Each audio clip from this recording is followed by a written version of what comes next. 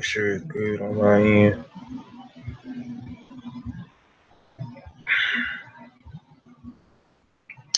Am I in here? Anybody know if we live on here? Man. Okay. All right.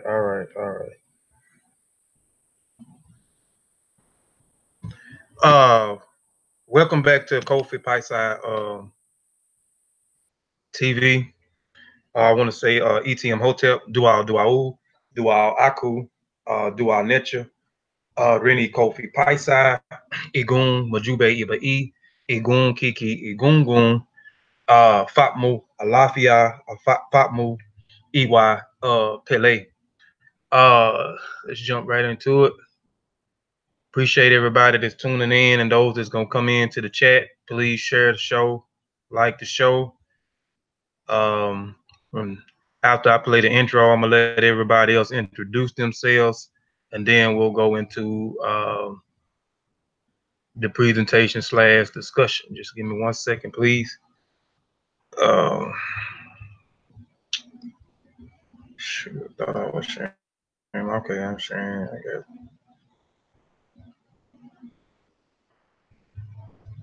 Stuff pulled up. I ain't trying to let nobody see it.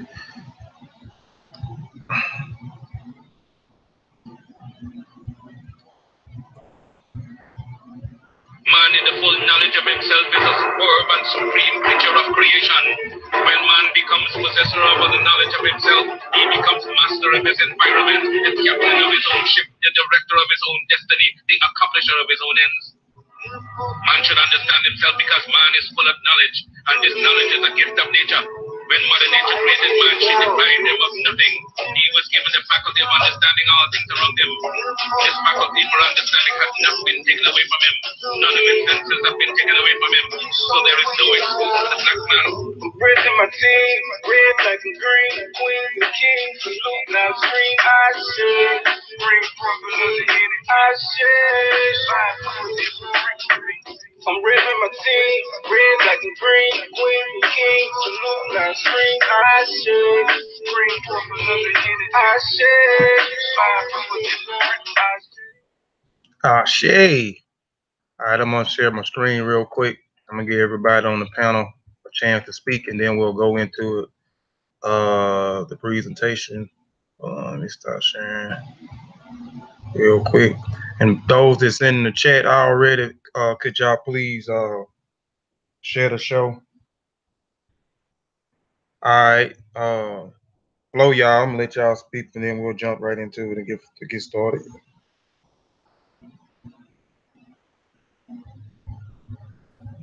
ETEM Hatep, Sini Sinet, Ankwas the Jed, Uncle Ja Seneb, your brother Sheba Shawn Ka, Imita.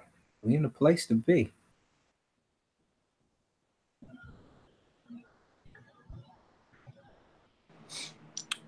Hotep to the family, Hotep to the brothers on the panel, and everybody tuned in to the chat and to the video.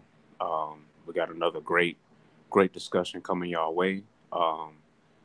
And I'm proud to say today that I have maintained my declarations of innocence. And we'll get into a little bit of that in the discussion. But it's important that we maintain good character, and that's what this is about. So sit back, enjoy the show, share the show, like the show. Peace. Hotep, it's your brother Setepenre. Meri, hope y'all enjoy this part 2 discussion of Maat. Good character, ethics, values. So hope y'all enjoy the show.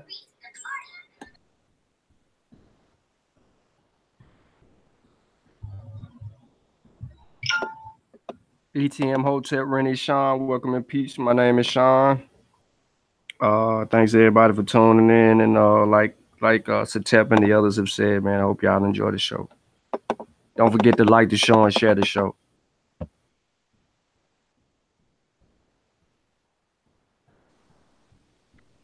I'm trying to share. Now, anybody else?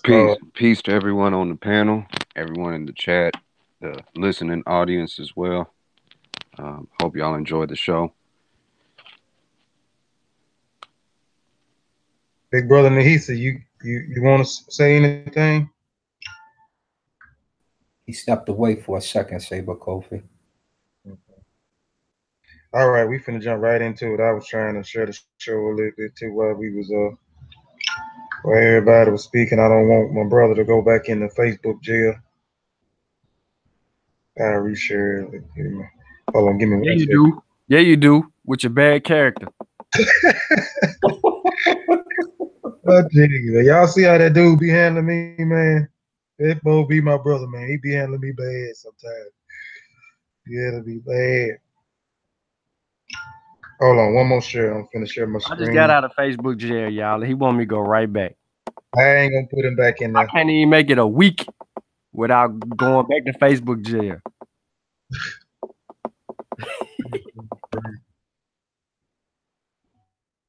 All right. Let me go back to it. Share my screen. All right.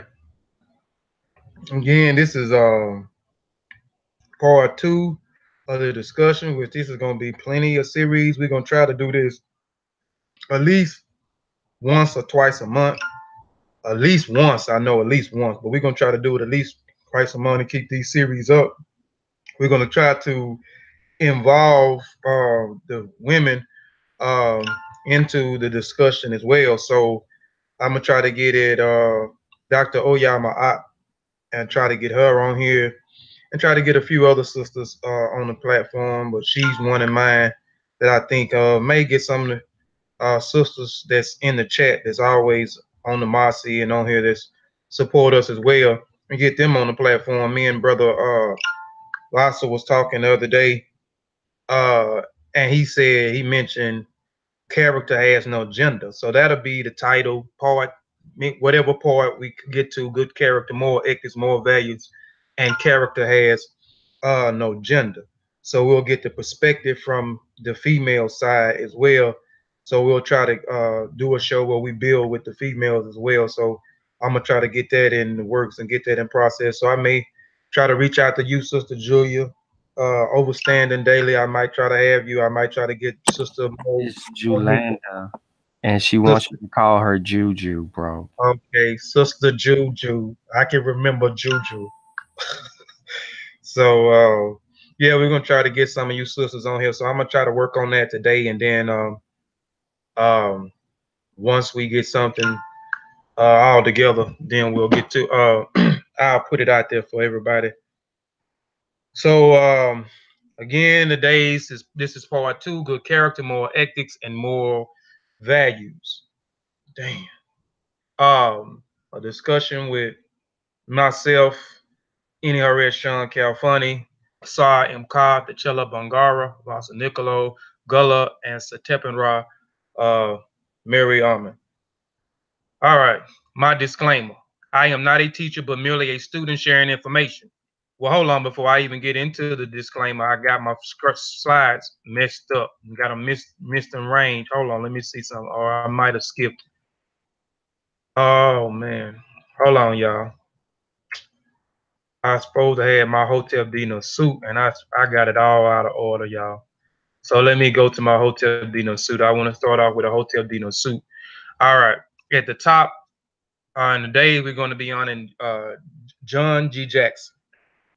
John G. Jackson. A lot of people know who John G. Jackson is. If you don't know who John G. Jackson is, please go look this brother up.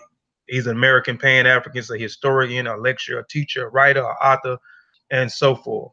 But at the top we have the Seshu or the Sesh. We in the middle we have the transliteration. At the bottom we have the translation. So I'm going to read the transliteration and the translation. Okay, it says Hotel Dino Suit Wasia Neb Yadu Necha A Neb Adu DF Paret Herket T Hinket Ka Apet Seshu Menket Neb Neferet Wabet Unket Necha M N Ka N Imako Makaru. The translation, an offering in which the king gives Wusir, Lord of Jadu, the great deity, Lord of Obitus, that he may give a voice offering of calf, fallow, linen, alabaster, and all that is good and pure things in which a deity lives. To the revered one, John G. Jackson, justified or true voice. Again, we're honoring John G. Jackson with the Hotep Dinner suit. Here are some of the works for those that may not know who John G. Jackson is and some of his texts that he may have. But these are a lot of his texts. I'll keep it paused for a minute for those that might be interested in grabbing a few of our great ancestors' texts. Hey, brother Kofi. What's up? What's up? I just want to say that Sinet Imiket does such an excellent job at the Hotep Dinner suit that yours just sound crappy. That's all I want to say.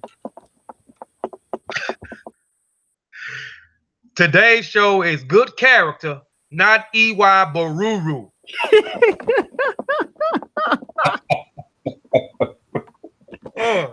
I have not spoken ill of others, saying Shawn. And you know what? We're going to get into that. That is so funny you just saying that, because we finna get into that. We finna get into that. Oh, shoot. Now, let me go back, because I apologize. My slides is a little out of order. My disclaimer, I always have to put a disclaimer out there before I get started. I am not a teacher, but merely a student sharing information. And that information provided is for the educational purpose only. And if you are in doubt, do the research or have it verified by someone qualified. I reserve the right to change the focus of this presentation to shut down, sell, or exchange the terms of the use at my own discretion. All trademark, design rights, copyrights, registered names, mottos, logos, avatars, and sigmas, and marks used or cited by this website or their property of their respective owners. I reserve the right to add information as it comes available, and or adapt changes, improve information as it comes available in the future. Inputs wanted, changes, additions, deletions are encouraged. So I don't have any problem with anyone critiquing my information.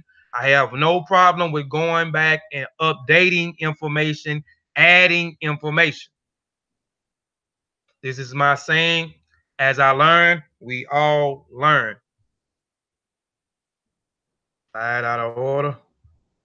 Okay, here, I took this from off of Brother Sanjetti's page. I mean, this was powerful to me, and I just had to snatch it up out of here. I could have just took it and just put it in the slide without it, but Brother Sanjetti, I respect Brother Sanjetti. Brother Sanjetti have set an example for me. He's a brother that every time I see him on Facebook or whether I see him on YouTube, he is always exhibiting good character. He is always, since I started paying attention to him back in 2016 and up to 2018, I have never seen this brother act out of character, carry himself, in a bad manner. And he made morality and character comes before intellect. I'm gonna say that again. Morality and character comes before intellect. And this statement was powerful to me is because of morality and character.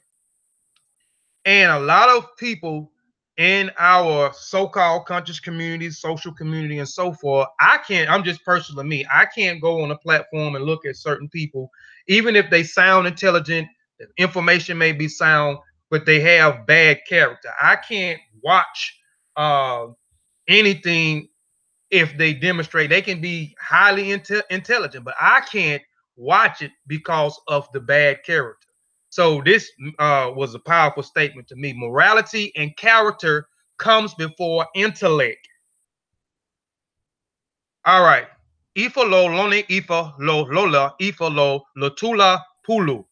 Transliteration: Ifa on today, Ifa on tomorrow, Ifa on the day, and today after tomorrow. Character: aggravated feature of traits that forms the individual nature of some purchase of things. Ultimate sources and characters. I'm giving you the etymology. The ultimate source, before we get started, just what character is. Again, aggravated of the feature of traits that forms the individual nature of some person or thing. The etymology of the word character, the ultimate source of character, is Greek character, a derivative from the verb kerosene, sharp, engraved, cut, and which terms came from corrects. Point state, character means engraved, marked, or enhanced, was applied metaphorically to a particular impressing or stamp, which marks one thing as a different from another. Its character. The word comes from the English via Latin character of the Old French character. Characteristics follow in the 17th century. So we can have a definition, a working definition. Again, some of these you've seen on the last slides I did on the last presentation. I added a few other things. We're dealing with good character today. We're dealing with moral ethics, and we're dealing with moral value. So CAD means form, nature, reputation, character, disposition, and intent. Now, let me go back to something real quick on this here.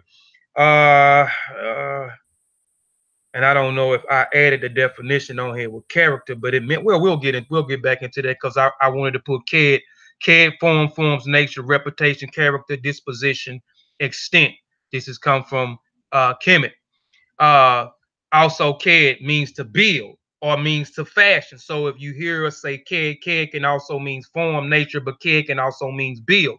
So when we dealing with our ancestral systems, indigenous systems, their culture and their traditions, we know that the culture is built or founded upon good character, moral ethics, and moral values. Building character. So CAD also, I threw that in because CAD also means to build, or it also means to fashion. Build someone's character, fashion someone's character. CAD Nefer, good character, which also comes from Kemet. Agua Omo in Igbo language means good character. Sube Pa, the Akan, and I got a question mark in there because I don't know if I phrased it right, but I think I phrased it right with Suban Pa, Kofi, which means good character. Go ahead. Okay, I want to go back to CAD real quick. When you said build or to fashion, the first thing that it made me think of was a canoe and what he was doing on a potter's wheel. He was building and fashioning the what they want to say man. But go ahead, my bad. I didn't mean to break it, but I just wanted to throw that in there because you said CAD, which was important, and I want people to remember that the CAD means to form, or to fashion, to build. And then go and then when you go and you look at the story behind Canoe, think of it in the essence of what we just said, to build, to fashion, because that's what he's doing on the potter's wheel. He's not creating. Okay. Locally Lingi, which means good character in Loso or the Southern Zimbabwe language. Iwa Pele also means good character in the Yoruba language.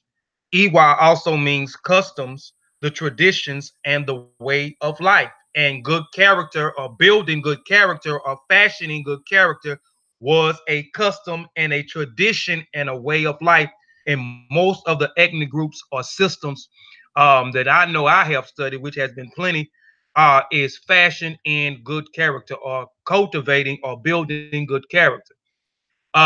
Nebdu Kedu. Nebdu Kedu means evil, bad, of character, those as bad character. This is also a term from Kemet. I forgot to put Kemet up there. Iwa Bururu, which is bad character in the Yoruba language. Isfet, wrongdoing, falsehood, crimes, chaos, which is also comes from out of Kemet. Bort Swara, bad character, which is also in the Loso of the Southern Zimbabwe language. So I wanted to throw some of those terms in other cultures, what bad character, how you say bad character, and how you say good character and bad character. Okay, I'm gonna jump right into the 42 laws of Ma'at. The declarations of innocence are said to be one of the Africa's and the world's oldest sources of morals and spiritual instructions. Ma'at, the ancient Ramesh divine principles of truth, justice, and righteousness. It is the foundation of nature and the social order. The 42 laws of Ma'at. We're going to run through the 42 laws of Ma'at, and if anybody on the panel want to jump in or iterate, bring home a point or something, you can jump in. We're going to go through these slides real quick, and I'm going through these slides for a reason. 42 Laws of Maat. We talked about Maat on the last presentation. I'm quite sure some brothers on the panel may mention Maat again before the night out, and we gave a working definition of what Maat is, which is true justice, order, reciprocity, and so forth, or what I would like to say, that which is straight. I will, and when these 42 laws of Ma'at are the declarations of innocence, these are something that Brother T'Challa just mentioned also, and he said he's steadfast to them this week. And these are something that we can take and apply this, I call application, or start to put these things into practice into our everyday life. So these are some of the things that the Ramich of the Kimatu would do in the morning time and in the evening time. So they will recite, and I have on here, I will / have not wronged, and that's, I got a typo. Man, I'm gonna have to start going back and looking at these before I jump into it. I put them together real fast. But in the morning time, you would say, I have not done wrong. That's what the first one. And then in the evening, you would say, if you hadn't done any wrong, you would say, I have not done wrong. And we're gonna get into why they did these certain things in a minute, and we'll go to one of the papyruses. And I'm gonna pull up a papyrus. I will / have not robbed with violence. I will / have not done violence to anyone or anything. I will / have not stolen. Y'all excuse me for the typos. Please excuse me for the typos. I will / have not murdered a man or a woman. I will / have not stolen food. I will / have not acted deceitful. I have not robbed the things that belongs to the Necharu. I will / have not told no lies. I will / have not uttered evil words. And for those who coming in wondering why I'm saying I will / have, again, in the morning time, they will recite these 42 laws of Ma'at. And these 42 laws of Ma'at that they will recite them twice a day. I will in the morning time. You're selling yourself that I will not commit wrong. I will not rob with violence. I will not do violence to anyone, so forth and etc. In the evening time, you will go back, and if you have not did these things that you said you will not do, then you're cultivating yourself. You're improving yourself. You're making yourself a better man, a better father, a better person to society by repeating these things and then doing these things. And if you did not do these things, then you know that you have to go back and you have to put in some work. These are some things that you have to work on until you get it right. I will have not acted in deceit. I have not robbed the things that belongs to the Necharu. I will / have not told no lies. I will / have not uttered evil words. I will / have not closed my ears to the truth. I will / have not committed adultery. I will / have not made anyone cry. And I'm forgetting the numbers. 14, I will / have not felt sorrow. I will, it's something supposed to be at the end of that, y'all. And I'm gonna have to start doing better because I'm starting to jump and put these things together and not going back and proof reading them. Distraction. That's what it is, a distraction. I will / have not been deceitful. I will / have not stolen anyone's land. I have not been or eavesdropped on prior into matters into making mischief. I see a lot of this on social media. People are eavesdropping and prying into other people's matters and causing all kind of mischief. Number 19, I will / have not falsely accused anyone.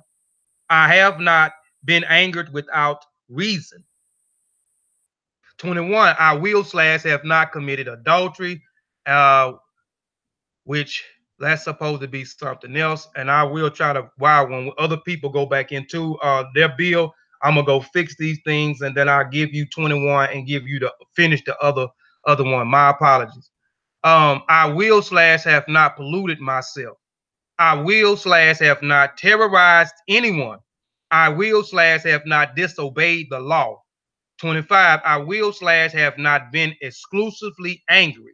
I will slash have not cursed the Netra'u slash have not behaved without violence. I will slash have not caused disruption. I will slash have not acted hastily or without thought. And again, these are things that I'm going through that you would say in the morning and the evening.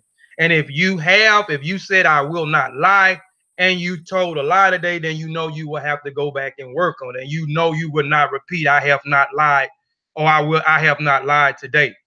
I will not slash have acted hastily without thought. I have not 30. I have not overstepped my boundaries of concerns. 31. I will slash have not aggravated my words when speaking. 32.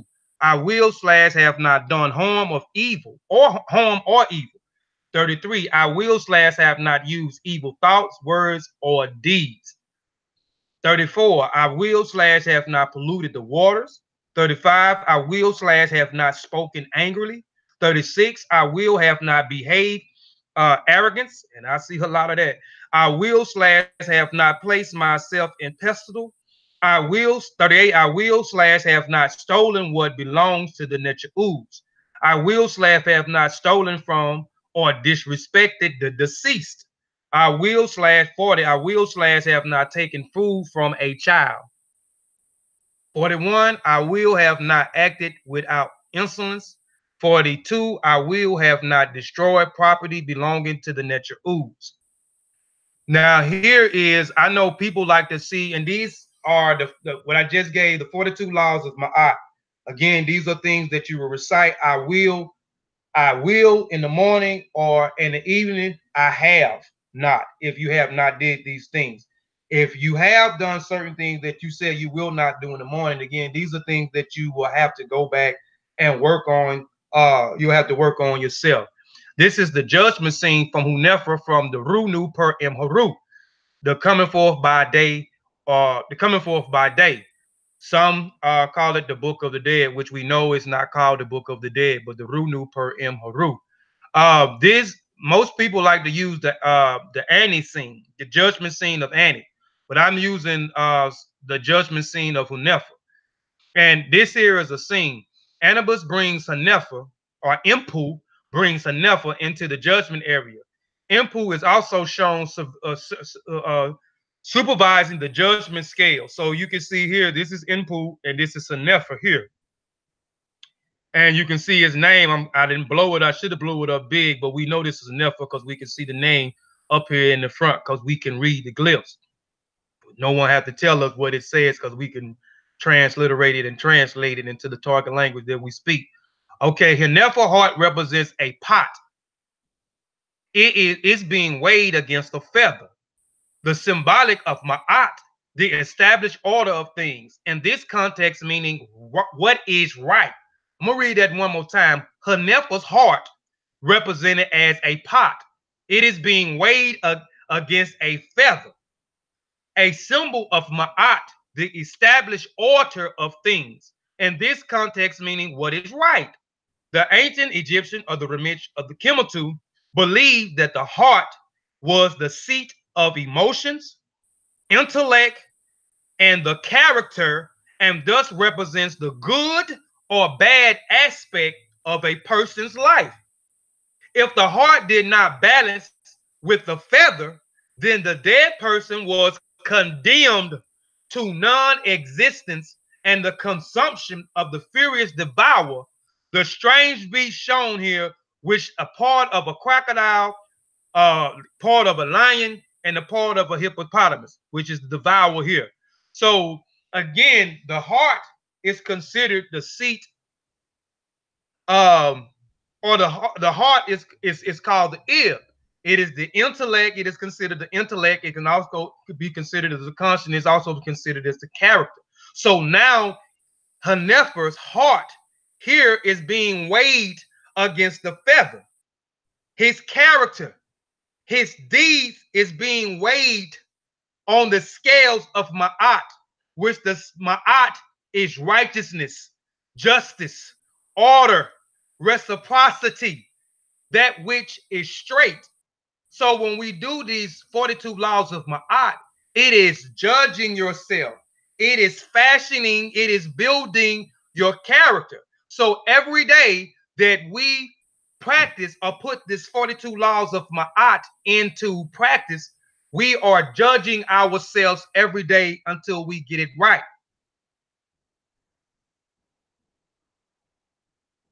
A man's character is his family. A man's character is his destiny. A man's character is on his face.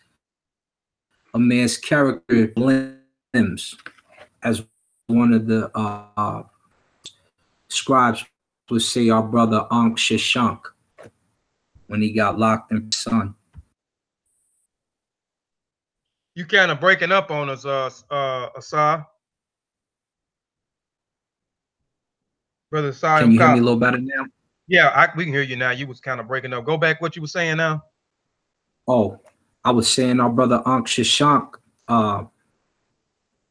goodness, my throat. Brother Ankh Shashank said, a man's character is his family. A man's character is his destiny. A man's character is on his face. A man's character is one of his limbs. And he wrote this to his son when he was in prison, letting him know how he should be. So that's all I had. We all gonna present information, and I wanted this time. I presented on the last one, and then we just build on that, and we went over. We talked about a whole lot of things with character. We went back and forth to different books. So this time I wanted to make sure everybody have a visual with everybody speaking on certain on this topic of good character, moral ethics, and moral values. I'm gonna stop sharing my screen and hold on, stop sharing my screen, and then I'm gonna lock it on brother Asar MK, and you can share your screen. Okay, let me screen share. Let me pull up this. Let's go in. Oh, let me lock it on you.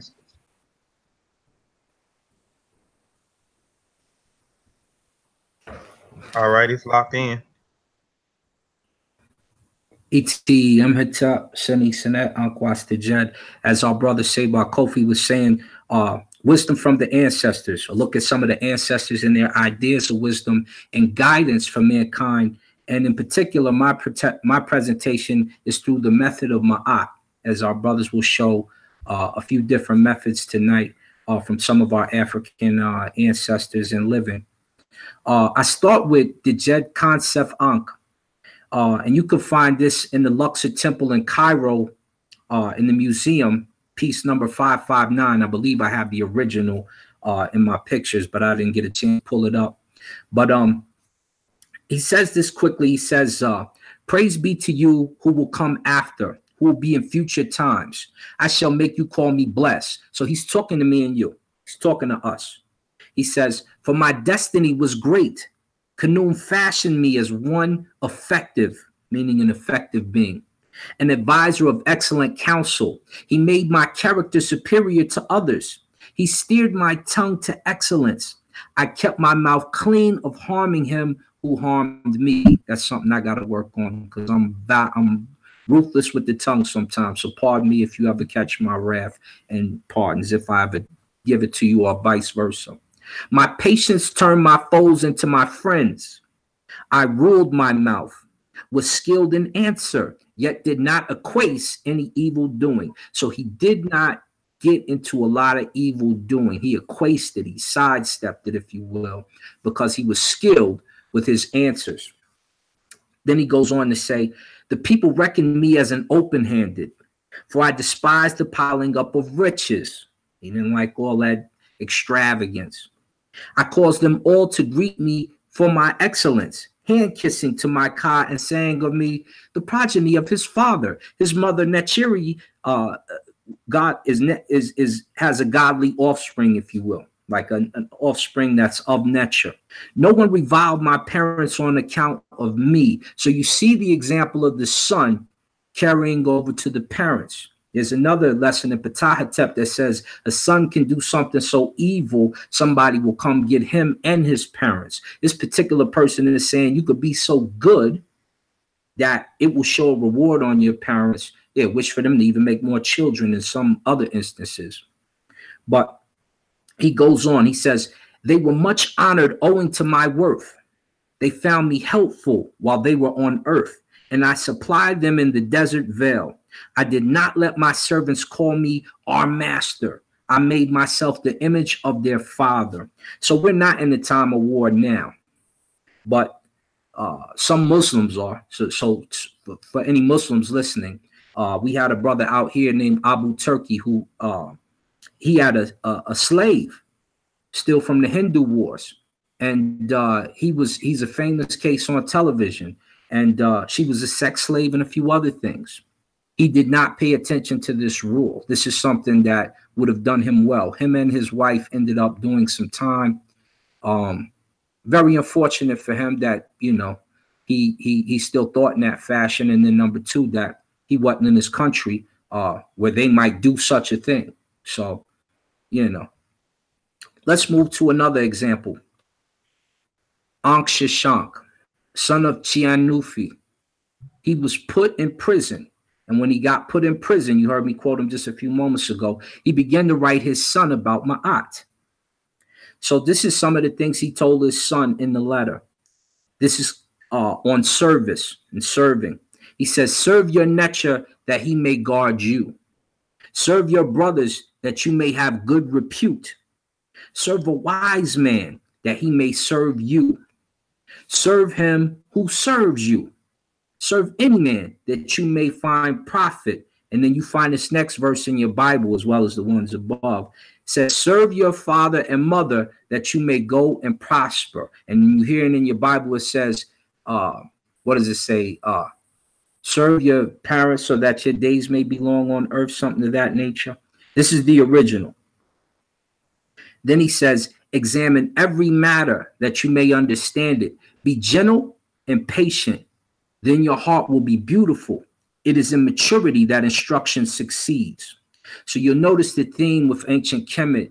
Each one of the brothers would either, and the sisters, I meant to grab one of the sisters and didn't get the chance, but they would write something for their spiritual son or their spiritual daughter, and they would always give instructions to their son and also to their daughters generally. And then last, you see this famous brother here. This is our brother Ptah. For those who never seen him before, you see that paint getting knocked off of him. Brother Ptah says this: if you are great after having been humble, have gained wealth after having been poor in the past in a town which you know, then knowing your former condition, do not put the trust of your heart in your heaps and your cash and your money, right? Which came to you, and here's the quote unquote, I'll read the second one in a minute. It says, as gifts of nature or God, so that you will not fall behind one like you, to whom the same has happened. So let's read that again.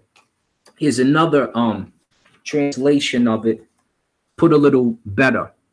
It says, if you become a great man having been an average one, if you make a fortune having been poor in your neighborhood, then don't complain about your past life. Don't presume on your mounting material possessions. Your luck is a gift from nature. And don't get into competition with someone who has had the same experience. Wisdom from the ancient.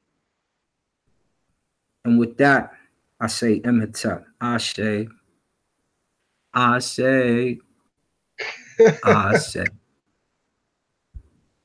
Spread and Mateen, the red, black, the green.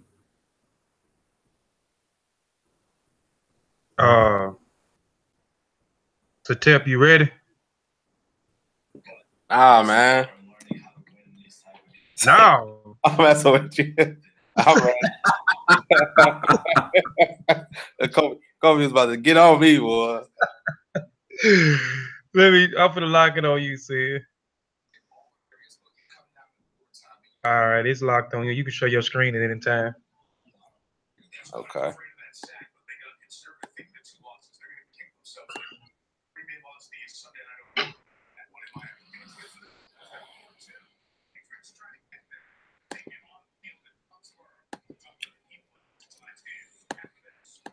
All right, can you see my screen?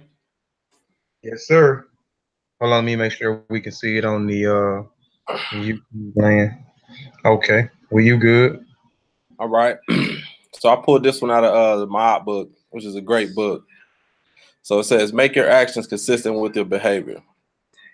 What you value is easily seen through your actions. If honesty is important to you, then you will be honest. If justice is important to you, you will be just in your actions. If you value honesty, justice, reciprocity, keep your word, work hard, give your best, and treat people fairly, your actions will reflect these values. When your actions are consistent with your values, then you will have no regrets. I pulled that out. That's page 203 in my guiding principles of moral living. And this stuck out to me because, you know, a lot of people they act kind of funny, man. I don't know, this conscious community thing. It's just a little. I've just been sitting back looking at people and their actions aren't consistent with their behavior. So this kind of stuck out to me because, like I said, I don't know. I just been sitting back watching all the spirituality, science, and all that old other stuff. So I don't know. I see a lot of inconsistencies out here. Is what I want to say. Okay. And I want to stay on actions. Judge people by their actions. I pulled this out of that book, same book. Always treat people fairly and according to their deeds. Do not dishonor and disrespect others, especially those who care and provide for you. So this kind of goes to what Asar was saying a little bit earlier. You know, don't disrespect people that kind of care and provide for you, i.e., your mother, your father, friends. You know, some friends may take care of you and let you come over, stay on the couch. A lot of us done been there before. You know what I'm saying? So judge people by their actions. It's always somebody that's done right by you. You know what I'm saying? So let's see. How you treat others reflects your self-worth and values. So how you treat that person or how you treat anybody reflects on your self-worth and your values. Because if you just going around treating people like crap, that means you just a crappy person. You ain't got no good values. You know what I'm saying? So that's a part of having good character too, is treat people how you want to be treated. And you know what's so funny, man? With this is you have people in the community that exhibit bad character all the time, you know, and we not judging them by their actions or by their deed. We actually, you know what I'm saying, entertain it. And we should be calling them out for them faults and endeavors, man. And I see a lot of people always bashing. You look up, it's always someone is bashing another individual. Even though they might sound smart, we still, that's why I made the thing in the beginning about morality and character. You know what I'm saying? Comes before intellect. And we will condone people bad actions, their bad deeds before, you know, I mean, it's just, I don't know, man. It's just crazy to me, dog. I mean, it's crazy to me. Everybody, I go ahead. I mean, I feel what you're saying on that, bro. I agree with you because, like I said, the stuff that's been going on here recently is the reason why I put this up here. You know what I'm saying? So this real time information. So let's see. Not treating people fairly leads to distrustful and insecure relationships with others. That's powerful right there. Let me say that again. Not treating people fairly leads to distrustful and insincere relations with others. So, you know, I notice people treat other people certain type of way. You know, if somebody try to correct this person, but if that person corrects you, then you treat them a different way than the other person that you correcting over here, just because they got a little status, so they done came out with a couple books. But you still need to treat that person fairly, whether they came out with this many books or they came out with no books. If the information right, the information right. May I chime in for just a second? Go ahead, bro. With where we at right now in the presentation, and I admitted that I didn't get a chance to put together any slides. But what y'all talking about right now, as we assess moral behaviors versus immoral behaviors, and we look at it from a cultural standpoint of who's really winning, and this is not a new argument. This argument is thousands of years old. Who really has the upper hand, the immoral person or the righteous person? Because we quick to say the good guys finish last. But as we talking and we keep it in the confines of things we've seen just on these different platforms, what we don't really analyze is look at the results of their immoral behavior. As you were speaking on what you just said, treating people unfairly leads to distrust. It leads to those things. It leads to the separation of groups. And we often leave that aspect out. Yeah, they may look like they're getting more views, more supporters, more, we'll just, for lack of a better word, say interaction and involvement. But look at what they bringing. They bringing in people who only want to just run their mouth. They bringing in people who only want to create confusion. While sitting back and doing these things properly, look at what we're building. We building a family over here. They building division over there. Don't let that ever separate from what's really going on as we continue to build this. I'm going to chime back out, but that was one of the notes that I was writing down, compare moral versus immoral behaviors. And it's funny y'all brought that up as I was writing it, but I'm going to go back to mute. You hear what he just said. You hear what he said. He said, we over here building families. They over there building division. That's facts. You know, they getting all the riffraff over there, somebody that ain't gonna study, just want to see entertainment and confusion. And that's where all the views and you know what I'm saying, more the participation. We cool with not having 100, 200 views. We cool with that. We building a family. We trying to present our way. We trying to set the example for set the right example. That's what we trying to do. We say we African over here, so we trying to demonstrate that we are African. So we trying to exhibit a good character. Let me just add. I started to tip the scales for the other side in the discussions recently, but really, this is just a discussion that some of my brothers, you know, and if you ask to have it, the discussion is being had. Keep your character in check as we have this discussion. The second part about this, like, I don't get caught up in the popularity contest because, number one, spirituality is more popular than atheism. All you gotta do is just check the stats of who's religious, who's not, right? But also, I mean, I'm not looking for friends like that. I'm famous, right? And I'm glad that I'm in a community that doesn't really know my identity. I do fights, all types of stuff like that. So I'm not looking for fame. We're looking to change your lives, your soul, and your behavior as a community. And other things can take place off of that. But for my brothers who even consider it another side instead of just a discussion, you know, you ask for open discussion, accept the open discussion. Don't be upset about it. Remember, these are just critiques. At the end of the day, you know, we still cool. And if we not, it doesn't matter. It's not like, you know, you don't you don't affect anything that, you know, I do or vice versa. But in character, keep it moral, keep it ethical. Look at you, Setepenre, striking nerves all night. That's what's up, man. That's peace. So let me go ahead and finish this out. Let's see. I'll just go ahead and start. So how you treat others reflects your self-worth and values. Not treating people fairly leads to distrustful and insincere relationship with others. Further, it helps the people who are being favored to believe that they are better than others, which I was talking about earlier. It make them think that they're better than others, not because they have earned it, but for some other reason, which we could say ego. And so, like I said, some people got ego. Some people came out with more books than others. Some people, it's always something, but it's always another reason why. And this is page 17 or page 217 in the Maat book. All right, so now I'm digging into African philosophies. All right, Maat is a concept of central importance. It implies order, universal balance, cosmic regulations, justice, truth and justice. What's that? Rectitude and moral uprightness. The concept of balanced order, The concept of balanced order is a permanent basis of pharaonic civilization.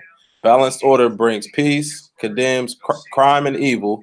Whoever breaks the law is punished as a matter of course. Ma'at is the basis of social order, is a value that can neither be bought nor bargained away. That was powerful to me right there. It can neither be bought nor bargained away. That's page 189, African Philosophies, the Pharaonic Period. It's by Theophilo Banga. And with that, if anybody else got anything to say on this slide right here, that's it for me. All right. You stop sharing your screen, Satep. Okay. I'm gonna lock it on T'Challa Bangoura.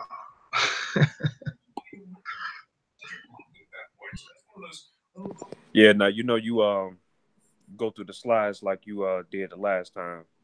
Still working. Okay, shoot, that's right. I'm sorry. I'm sorry. Hold on 1 second. Let me share my screen.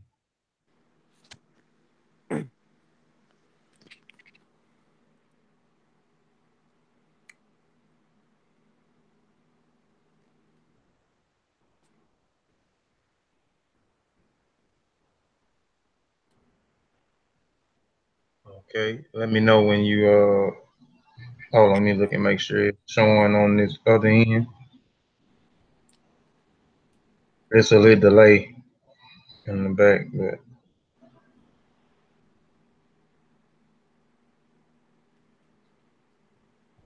y'all see this my screen sharing, man. Yeah, I can see it. I don't know if the chat can see it. I'm not tuned into the chat. Yeah, I'm trying to see now. It's always a small delay on our end when we looking at it. But yeah, it's sharing.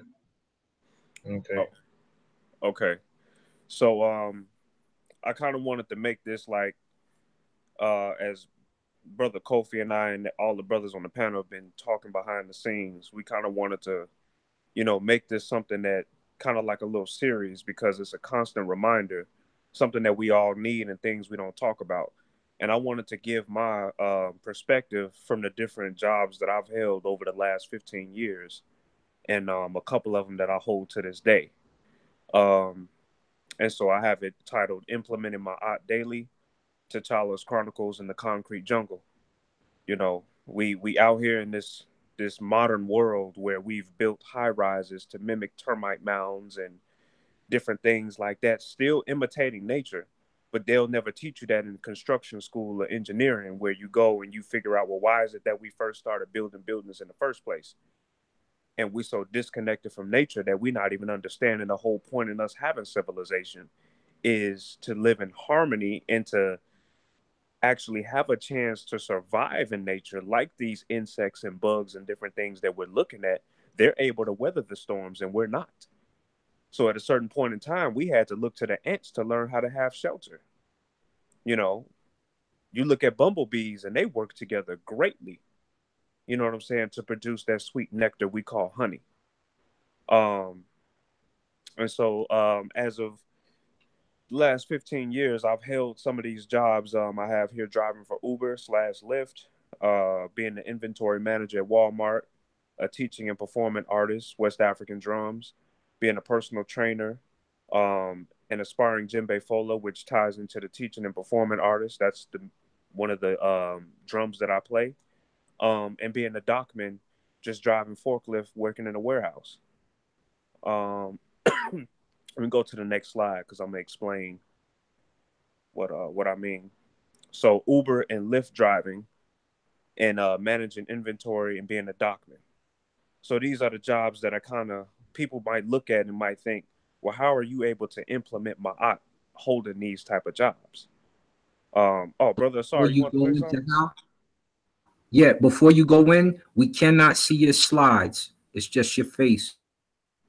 Oh, brother, Hold on. I see it. Eric, Yeah, everybody on the that's page. on your end, Asar. That's on your end. We gotta lock it on Kofi's screen. Oh, sorry about that. it's all good. It's all good. Um, okay, so you might look at these jobs and say, well, what do how do you implement that? So I put a few points up here. One is the acknowledgement of being, and I swear, you would think that me and brother Kofi, well, we talk often, and his Karbi presentation of the Karbi people really hit home on that. So if you haven't looked at that, go back and view that presentation because that's all about that. And driving for Uber and Lyft, people are getting in my car. That's the first thing you do. Hello, good morning, good afternoon, good evening. How you doing? If you don't say that, don't you know these people will turn around and cancel the ride and report you that you're not even acknowledging my being as I get in that? They don't know nothing about the Karbi people. But let me not acknowledge the passenger. First of all, you getting in my car. And I'm going to not acknowledge you? Right. So we have teach people how to treat you. So that ties into that. I want to acknowledge your being because I want you to acknowledge mine.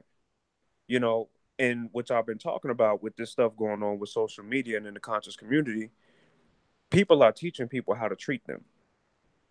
So if you're walking around with Iwa Baruru coming out your mouth all the time, slandering character, talking about, oh, this, that, and the other, and he ain't doing this, and he this, don't go over there and watch them people's channels, or, they people's information ain't as in-depth as mine because I wrote this book on it, and okay, I have not spoken ill of others, right?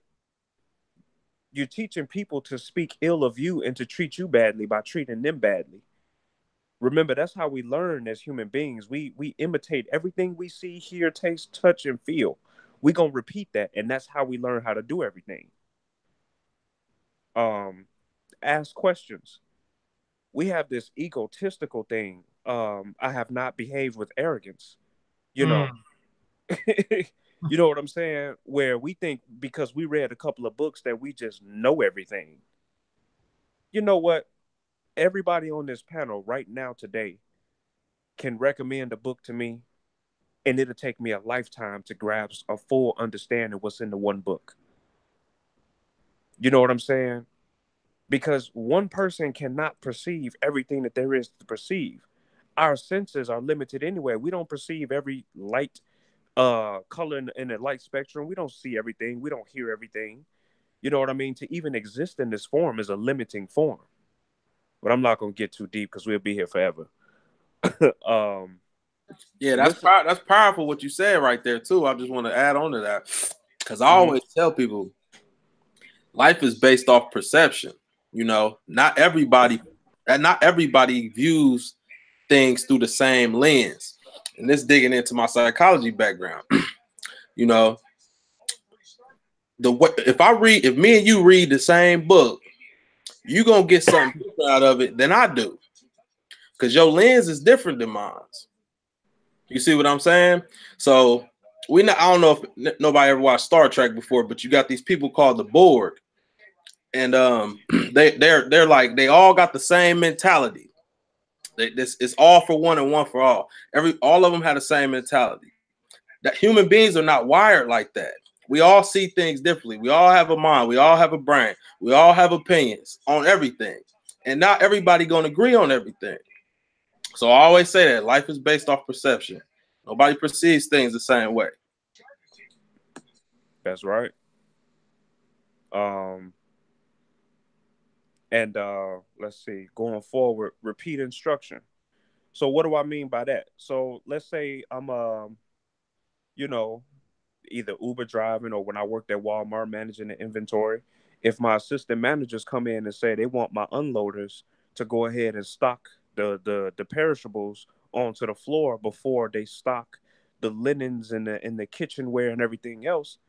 When my assistant manager is giving me that instruction, it is, for one, polite, and to show the manager that I'm listening, to repeat back to them so that we have clarity.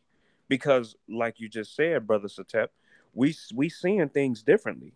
So what you might say to one person, you might be having three different conversations with just you and that person, because that person's hearing one thing, you're saying another, but they're also perceiving an entirely different conversation.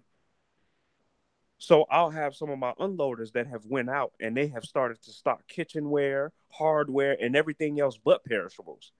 And I'm sitting there looking like, so now I got to write you up because you didn't follow instruction, you know. So you want to repeat back what a person needs from you in order to make sure that your proper bach, your servitude, is in line with what they're calling you to do. That's if you care, you know. Let's see. Seek to understand, then to be understood. It's both of those. That's why I put a slash. So that phrase, I forget where I heard that from. If any of the brothers might know or have an idea if they've heard that, but somebody said, seek to understand, then to be understood. And I like to think of that as, so in order for me to really figure out what's going on in the world, I have to first understand what is, get the aspective first. Then I can turn around and have a perspective. But if I don't even know what I'm looking at, how I'm going to sit up there and have an opinion about something, which I can, but my opinion ain't worth 2 cents if I don't even understand what it is.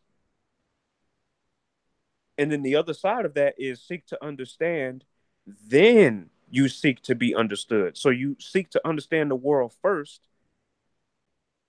And in that, you will be, you know what I mean? The world will understand you. Because it ain't about us. We all crawling around one rock, orbiting one star, traveling through one galaxy. So if I don't like Brother Vyasa, for instance, on the panel, which that's not true. I'm just using this hypothetically before somebody come try to chop the video up.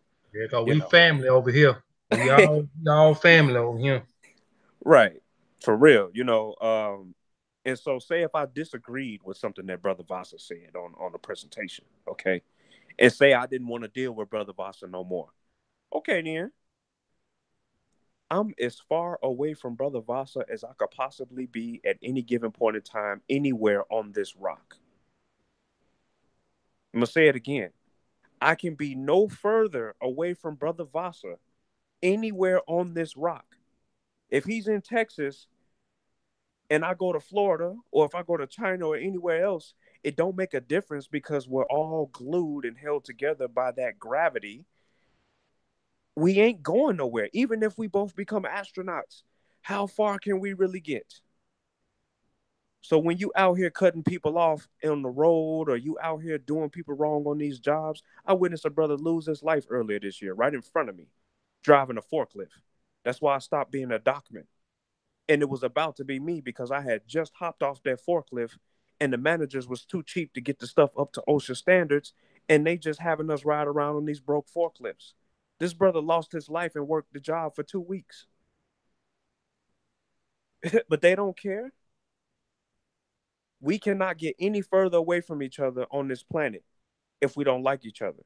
So what we have to do is we have to watch ourselves, because it ain't about us. We are the quantum mechanics of the cosmos. So if we act up too bad, ain't no telling what our actions could possibly cause within the greater grand scheme of things, if you really want to look at it. Say something goes wrong in your body with your liver. What happens? With your kidneys, with your heart, your appendix. All these things that go wrong, having a common cold, the sniffles. What's going to happen? We have to fix that. You know, that ties into admitting your faults. Okay, so when we're wrong, let's say I have a passenger, I had a rider today. I missed the street because I was downtown, it was super busy, and people are very ornery on the road. They just care about themselves. They don't want to let you over. So I end up missing the street. I still apologized because I should have been trying to get over sooner, but you know, we were talking, having a good conversation. You know, part of that was on me. So I apologized to the lady because I missed her turn. You know, and she, oh, don't worry about it. It's okay. It happens, this and that and the other. And she's understanding. Now, that ain't every passenger, but for the most part, I generally have good times because if I miss the turn, they understand we already having such a good exchange anyway. Acknowledgement of being. I'm already giving them life, the unk, right?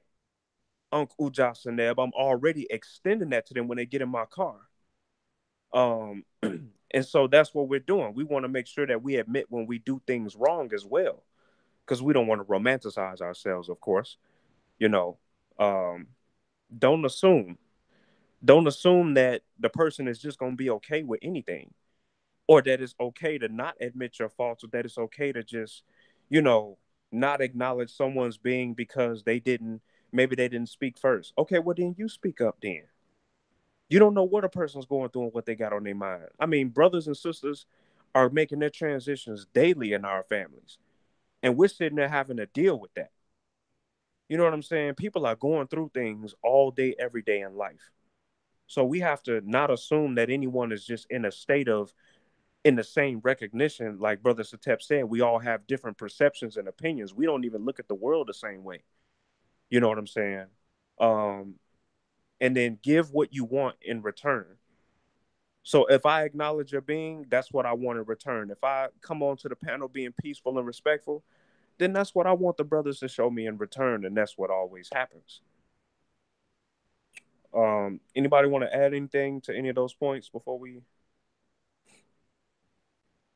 Nah, you broke it down well. Yeah, you did good. Like I said, give what you want in return. That ties in. Go ahead, bro. I would like to, it was one of my notes to go back to the etymology of character. And you got the Greek character where they just basically just switched the C's to K's. Mm-hmm. But it called it an engraved marked symbol or imprint on the soul. Mm-hmm. And for T'Challa to sit back and say, acknowledging each other's existence as the first thing we do, whether it's good or bad, we have to pay homage to the fact that we do shape someone's worldview with every movement we make, every word we speak, where we act in front of our children. If we're going to talk about character, one of the things that needs to be talked about, is it okay to have good character in the light, but then do what you want in the darkness? Or should your character remain as sane? Is there such thing as having a private character? So I'm gonna go back to mute because y'all know I'll get to talking. Yeah, I don't want to steal nobody's time. Oh yeah, but you talk. Well, you good. You a part of this too. Stop doing that. You a part of this too. It's actually it's your turn now, right? Stop. But hold on. Acknowledging your being, because you can say, well, you know, I know you didn't have none, but if you have something else you want to add, you can. Like I say, it's all of our show, you know. So that you do that a lot. Stop that. When you on the platform, man, whatever you want to say, man, you had an opportunity to say it. You know, if anyone present, we don't mind chiming in. That's what we do. We building here. We expounding on the information. But acknowledge your being. When you go back to good character, as I emphasized on the last show, I actually went into a few other different ethnic groups. I try to do that a lot just to try to get their perspective so you can see exactly what they mean from their perspective. And I do presentations. I try to give you the people perspective. And like you say, acknowledging being. I said it on the last part one of this. And even on my EY Pele and Order Tutu presentation, I broke down and dissected exactly what is in the parameters of good character. And generosity is a part of good character. That is acknowledging one's existence, acknowledging one's being. So that is generosity. You know what I'm saying? So that is a powerful thing in itself when you're saying acknowledging people being, you know what I'm saying? A lot of us, we don't even have good character by being generous, you know what I'm saying, toward one another. And that's acknowledging people existing or for people like being by speaking to them when we walk past people every day that look just like us. We won't even give them a nod. We won't say what up, fella. We won't say what up, ma'am. We don't, we don't do nothing. So, and these whole things are what he's talking about. These are in the parameters of what we call in what good character is. Good behavior. We try to strive to be an olo luwape, and that is the highest humanitarian as possible. You know what I'm saying? Striving for good character, good excuse me, good behavior. That's why I started out with the 42 laws of Maat. We got to start judging ourselves. We have to start putting these things into practice until we able to cultivate and build good character. So I mean, this slide was a great slide, man, here, and I liked how you broke it down, and I like the way you had acknowledgement of being first. So I appreciate this slide a lot. Mm-hmm. Yeah, I think I got another one because I got to go through the other. Oh yeah, I'm jumped on to the next one. I'm sorry. Oh, you good? You good? It's a delay on my end too. So you get these technology so-called smartphones. They really smart dumb phones. They do what they want. But You're right. let's see. My artist life, being a djembe fola and being a personal trainer, the jobs that I've enjoyed the most. So you want to respect everyone's time. Okay. So as a personal trainer, come on now. It's time to get that workout in. It's time to get the body right. We talk about mind, body, and spirit. Okay. The body aspect is very much a reflection of what your thought process is. And your thought process is guided by your essence, your spirit, what you're putting into your body, what you're putting into your mind, your soul, what you're declaring when you first wake up. If you wake up and, man, I can't stand that little Ray and them down the street over there on 38th Street. Man, I just can't. They just get on my nerves and that. See, you have already spoken ill of others. Okay. It's 6:30 in the morning and you just mad when you wake up. For what? Lil Ray ain't did nothing to you. He sleep. You know what I mean? You want to respect everyone and their time. They're living just like you. They're there just like you. So if you're feeding yourself in the first place with negativity and then you come work out with me in the gym, you're not gonna be able to get through my warm-up. Because you so full of Iwa Baruru and so full of everything else that you just, now you out of breath after 5 jumping jacks. And I ain't even, come on now. We got to get this in. Akaran Iko. That is Malinke for learn again. And as Brother Kofi starts off all his presentations, as I learn, we all learn. So that means there's learning again. You're going to learn again. You're going to learn some more. And we're going to do that until we return to the source. Okay. I have here the Hamana region of Guinea, which is in the Dunumba, which is the family of rhythms that comes from Hamana. That is significant because that is how the Malinke people deal with settling their differences amongst the young males. So they exercise good character by starting a certain strongman dance. And there's hundreds of different Dunumba rhythms. So we don't pick up a gun, a knife, or our fist to fight each other. We go on ahead and we start dancing. We play some music. And we settle our differences kind of like a dance-off, right? A little dance battle. That's where that comes from. Because we're over there on the continent for a good time before we get over here, and we're dancing and drumming and doing different things. Yeah, that's how we're supposed to settle our differences. Hold people accountable. So some of these points I have here on my sources pages on the last slide that I was using to book my out as well. I mean, I roll around with this thing on my front seat, driving for Uber and for Lyft. You can pretty much, like saying Shawn said, you can thumb to any page in that book and you can pretty much find something that you can give someone a good word of encouragement. And holding people accountable is one of those things as part of good character, because when somebody does you wrong or when somebody needs to carry out the instruction, You need to hold them accountable for what they're doing or not doing. Explain to them that it's not okay that you fell short. You know what I'm saying? For the third, fourth, and fifth time. You know, let them know that they can't. Show them how to treat you. Teach them how to treat how you want to be treated. So you done came up short a few times, and we done already talked about what you need to do to change it. But here it is, the sixth time, and you still doing the same thing. You know, it's time for different measures to be taken. From a drum and dance point of view, mark the dancers. For djembe fola, that is the whole purpose and plan.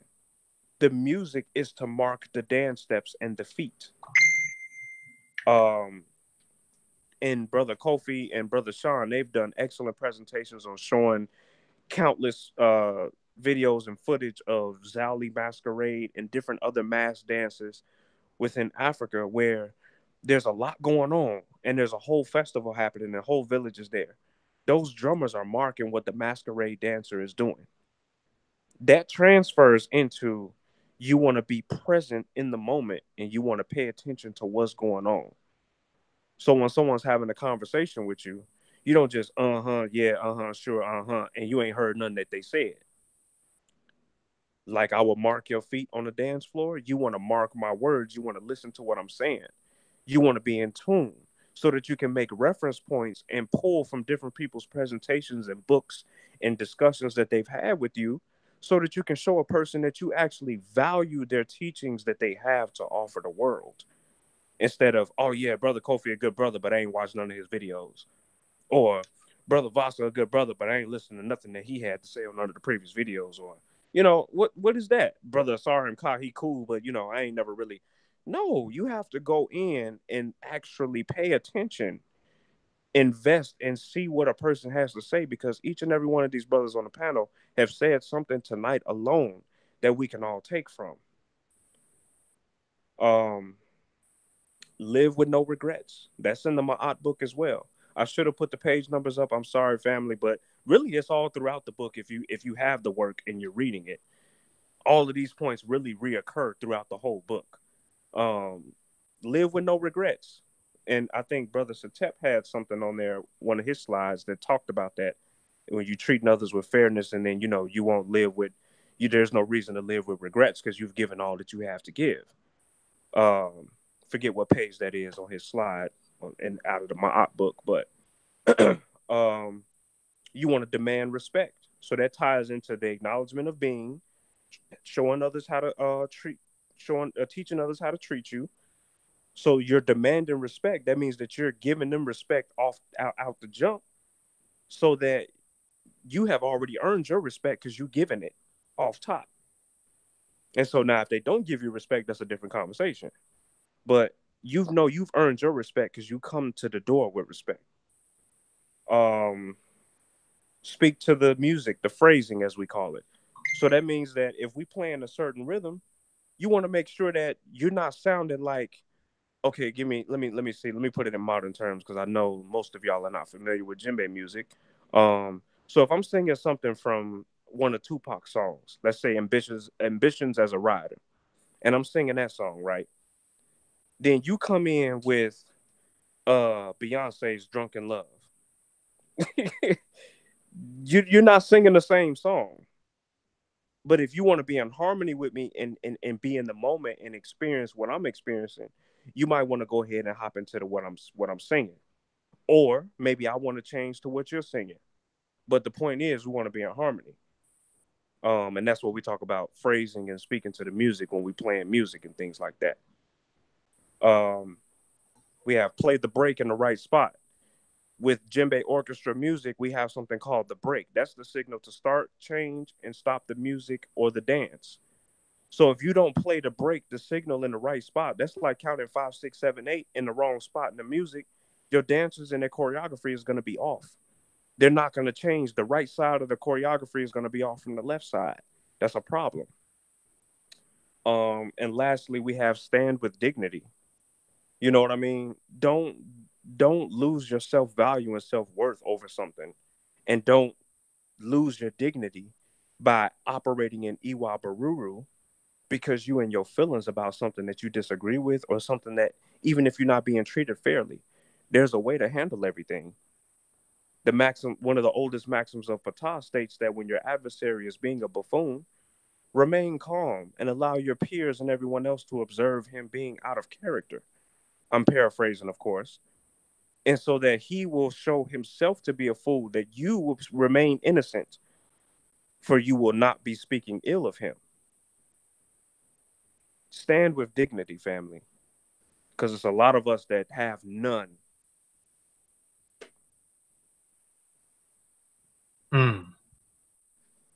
Next slide. Yeah, next slide. Oh, okay. Oh, yeah, that was it. My sources here, my aunt, Dr. Tadika Kilimanjaro, Ife Kilimanjaro. I have as far as the djembe information, the Tam Tam Manding Academy Curriculum for Traditional Djembe and Dunun, book number 1 by the Grandmaster Mamadi Keita. These are different dance companies and ensembles that I play with. Just a few. Alayo Children's Dance Theater when I was still a teenager. Muntu Dance Theater. You have Ayodele Drum and Dance. Ayodele, actually, Ayo is joy in Yoruba, and Dele means house. So it means joy in the house from the Yoruba people of northern Nigeria. And then Kabin Kafo means let's play together in Malinke. It's a drum ensemble here. And then I have another group that I play with called the Low End Theory. That's all I had as far as character family. This is what I do daily. I play djembe. I teach in the schools. I'm all over the south side, west side of Chicago. I'm in the hood, on the ground with the people that people want to not go in the neighborhoods people don't want to go in, out here in Chicago, right? Chirac, as they want to call it. But there's plenty of opportunity. While everyone is practicing Iwa Baruru, I choose to walk with Iwa Pele because they look at me when I walk in the gas station and I get discounts off my gas. I get free drinks. I get free bottles of water because I treat the gas clerk with Iwa Pele. I acknowledge his being instead of saying, oh, let me have 30 on pump 2. No. You know what I'm saying? Oh, shit. Yeah. And he ended up giving me, the man gave me $15 on the pump and said, you know what, the other $15 will be on me because you come in here every day, you always pleasant, it's 6:30 in the morning, and you always got a positive attitude. So on that note, I just want to say, go in peace, family, Shemim Hotep, always walk in peace. And that's all I have on my presentation. All right, we finna get to Mr. Iwa Baruru himself. He just got his wrench back, I see. He changed. He got 2 profiles. He changed profile. Okay. He got his tool bag today. Hey man, I thought it was. I thought Vyasa was going. Oh yeah. Sure, go ahead, Vyasa. Yeah, I forgot about that. Go ahead, Vyasa. Is he still on? Brother Vyasa. My bad, I didn't unmute my mic. Can y'all hear me? Yeah, we can hear you good. T'Challa, excellent build. Once again, no, I wasn't able to put any slides together today, so y'all have to bear with me.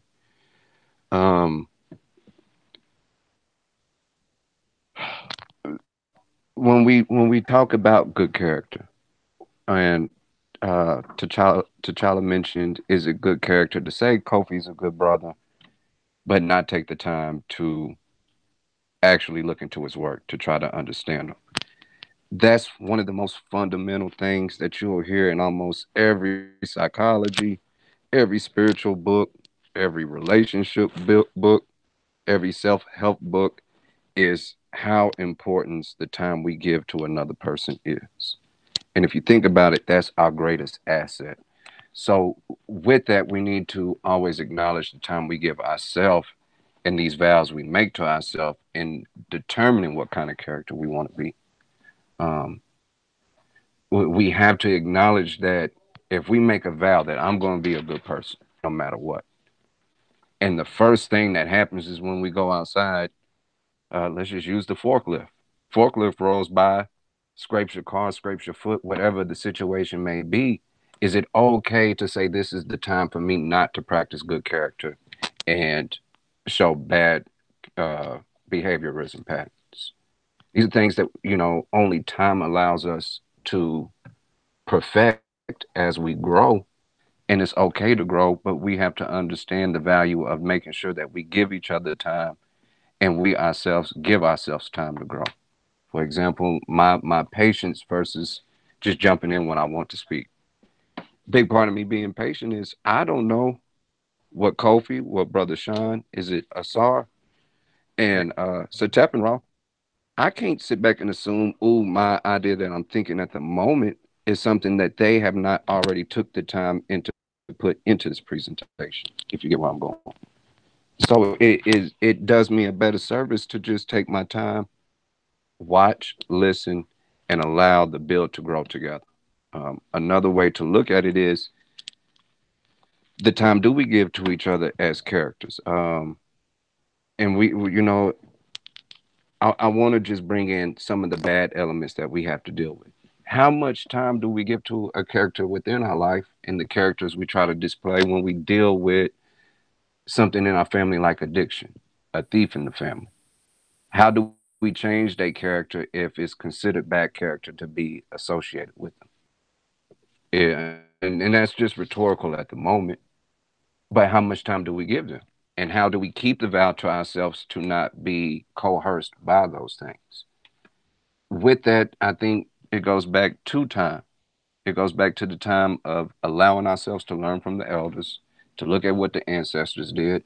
And I think that's the main point of why you see such a solid foundation of acknowledging the ancestors, of acknowledging the elders, because they, as we've said so many times, we may not take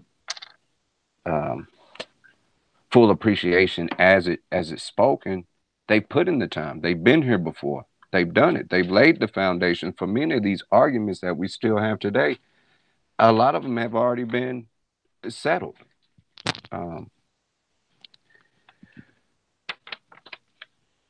I don't want to sound like a broken record, but I want to make that quote I've made almost on all the presentations because I feel like it fits. A king is merely the slave of great responsibilities, but the man who handles his responsibilities is labeled a great king. We need to understand we live in a time where positions are respected, but not the character of the position. You don't have to go no further than the presidential office in Trump. So many will say, well, he may not be a good person, but he's my president, so I'm going to respect him. I'm going to respect his position. But it should be the character most suited to be in that position. And we all share that sentiment. And we need to establish a way to show by good character that those same rewards and prestige and good things come from being a good character. Instead of saying, oh, the good guy finishes last, there's no point in loving, there's no point in trusting, there's no point in giving, you just lose in the end. We need to reestablish that it was those very deeds and those very moralistic behaviors that established something like a general, that established something like a king, that established something like an emperor. Because it took a sound body of people to trust in that character's characteristics to be the leader. I mean, human nature is human nature. If you got a tyrant at any point in time being cruel and evil to people, chances are resentment is going to be established. But if you got someone like Kofi, Setepenre, T'Challa, Brother Shawn, Asar, and the people in the chat room as well, who are constantly showing that they're willing to give, that they're constantly willing to listen to you, that they constantly are going to show concerns about how you feel, that is where leadership takes place. That's where unity takes place. That's where all fundamental forms of building take place. I don't want to get too long-winded because I don't really have anything in front of me. So y'all know me, especially you, Kofi. I'll keep going, and I don't want to take away from anybody else. I do promise to put some stuff together for the next presentation. Y'all have to bear with me. My mother's losing her mother at the moment, and that's taking a lot of time from me. But I promise I'll come back and I'll do my best to give y'all something more suiting to be in a presentation. No doubt. Let me put it on Shawn's screen. Shawn, I got you locked in. You got me locked in. All right. Appreciate it. Man, everybody did an excellent job, man. So, you know, they wanted to save me for last. No. Because Kofi wanted to talk and edit the video as we go along. You know what I'm saying? Here we go. Oh, shit. let's just throw that out there right now. Let's start with the facts. You know what I'm saying? He got his polo hat to the back. Anytime Kofi got his polo hat to the back, it really means something. And I just want y'all to know that. So it means something when he got his hat to the back. Go look at the other videos when his hat forward. He real serious. When his hat to the back, he relaxed. He ain't got that Gumby gold piece showing. You know what I'm saying? You know, he in his element. Next thing you know, he kick his leg up. But let's move on. I'm gonna try to see if I can tie in all of this for the people in the audience. And thanks for giving me an opportunity to be able to present something, Kofi. You said a few slides, man. I might be a little long-winded on it, but I don't have a lot of slides in this reference. So I'm gonna try to keep it brief and kind of get through the slides. Anybody want to add to it, if you wait till we finish? Kofi, I'm talking to you. Then we can elaborate if I need to go back to a slide. So this is part 2 of good character, more ethics, more values. The brothers all touched on some things that cohesively stand out to what our ancestors laid forth or put forth for us to follow in all their hard work and understanding of the natural world and what it would take for us to be in sync with nature as well as each other. The human brain is a particularly demanding system to infer its nature from observation. Thus, there is on one hand plenty of room for theorizing, and on the other hand, a pressing need for a rigorous theory.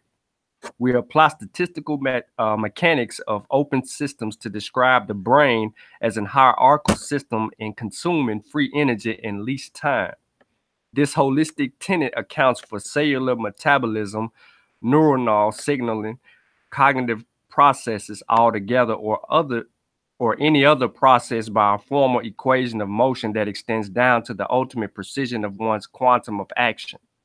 According to this general thermodynamic theory, cognitive processes are no different by their operational and organizational principle from other natural processes. Cognition too will emerge and evolve along path dependent on non-determinate trajectories by consuming free energy and least time to attain thermodynamic balance within the nervous system itself and with its surrounding system. Specifically, consciousness can be ascribed to a natural process that integrates various neural networks for coherent consumption of free energy, i.e., for meaningful deeds. The whole hierarchy of integrated systems can be formally summed up by the thermodynamic entropy. The holistic tenet provides insight to the character of consciousness also by acknowledging awareness in other systems at other levels of nature's hierarchy. Consciousness refers to a state of mind which includes varying degrees of awareness and which, depending on its particular organization and condition, both facilitate and sets limits on the ability of the individual to engage in various types of mental and behavioral activities. There are two aspects of consciousness. toward oppression and toward victory. When a person is able to verbalize the conditions of oppression, he exhibits the earliest consciousness of his oppression. This is the most elemental form of consciousness, and it is found to the speeches, poems, plays, and lives of millions of people who parade as conscious individuals. They know neither the correct expression of consciousness nor the damage they do to their own persons by practicing a fractured consciousness. In fact, they are often admired as being examples of conscious individuals. In the Yoruba psychology, consciousness originated from Lele, i.e., eternity, the mystical source of creation. This idea is part of a body of thought on the structure of being and of the universe, and these thoughts are referred to as awo, mysteries. The maximum, I'm reading from Ptahhotep's Maxims 2 and 3 of Ptahhotep. Maximum 2, which advises the vice of Vyasa higher official, who is a troublemaker. One should be respectful and reserved. Your inner control will equal this spate. Thus, self-discipline emerges as the cardinal virtue of the good man. Maximum 3 advises silence when confronted by an argumentative peer. The student is told that the man of silence is greatly respected, certainly as silent when you have nothing to contribute to a discussion. This rather ordinary advice about discipline and silence becomes more significant when we consider the value of the speech. Needless to say, the hotheads and the babblers are epitomes of the bad man. This comes from the book Maat, in the 99 Principles of Right Living. We're going to look at 2, 4, 5, 9, and 10, which makes sense. Live each day to the fullest. Maintain a disciplined, balanced lifestyle, which is founded on the wisdom of the ancestors and has the dignity of our best. Practice calmness, measured ferocity, self-control, perseverance, and in everything, justice. Walk in a disciplined, direct, and purposeful manner. Demonstrate humility, as it is a virtue greater than deferring debt. It triumphs deferring debt. It triumphs over vanity and conceit. Conquer these vices in yourself first. Practice a direct controlled gaze, eye to eye. Do not blink when a point is to be made. Look eye to eye. Set an example of a pure, purposeful, and worthy life through your actions. Now, the reason I started with the character of consciousness is because it is what everybody else has been saying. And I kind of knew the direction of what everybody else was going to say. And I haven't spoken to anyone in the chat about what they were going to present today. Okay. It ties, the consciousness ties into the entire presentation. When you talk about moral living, when you talk about virtues, when you talk about character, it starts within the mind. It's the you either know or you don't know.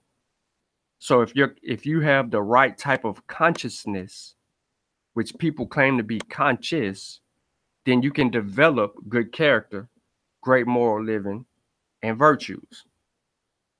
And through all of that, you will come out to be an ultimate being in this life. So here are my sources, and I'm going to elaborate real quick on a few points that I wanted to also make before I let everybody chime in. But I want y'all to look at my source levels here. I think I got my eye on here twice. That was by accident. I'm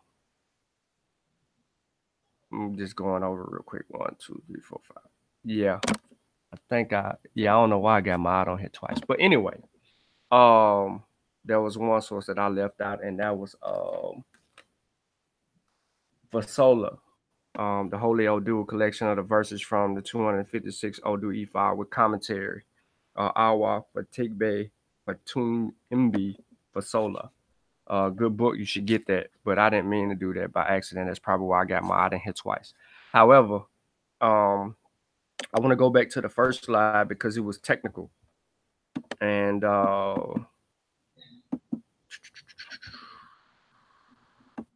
some people may have gotten lost. But in this key point,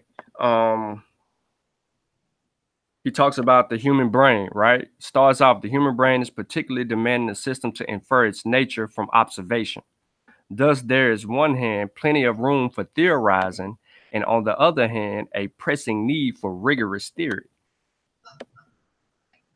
In just this line alone, one should point to the fact of understanding yourself as a person. What the so-called conscious person calls understanding, which I don't know what the heck that is, but this is basically self-observation. This is the studying of one's fashion.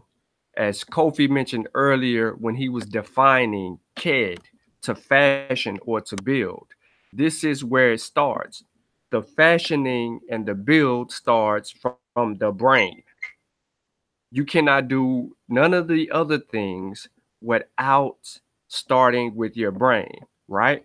So then he goes on and he says, we apply statistical mechanics of open systems to describe the brain as a hierarchical system in consuming free energy in least time. This holistic tenet accounts for cellular metabolism, neuronal signaling, cognitive processes altogether, or any other process by a formal equation of motion that extends down to the ultimate precision of one quantum of action. So from our brain, everything else will flow.